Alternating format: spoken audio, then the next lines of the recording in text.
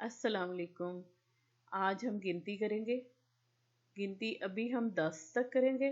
आगे आगे जैसे जैसे इस 10-10 के सेट में और करते जाएंगे, इसको 100 तक कंप्लीट करेंगे।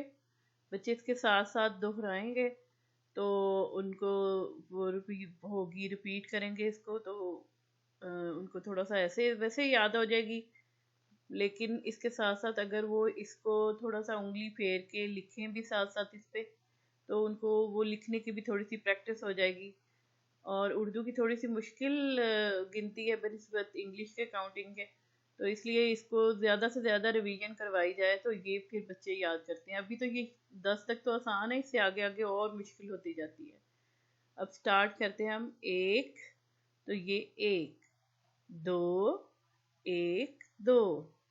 तीन, एक दो तीन। चार, एक दो तीन चार। पाँच, एक दो तीन चार पाँच। छः, एक दो तीन चार पाँच छः। सात, एक दो तीन चार पाँच छः सात। आठ, एक दो तीन चार पाँच छः सात आठ।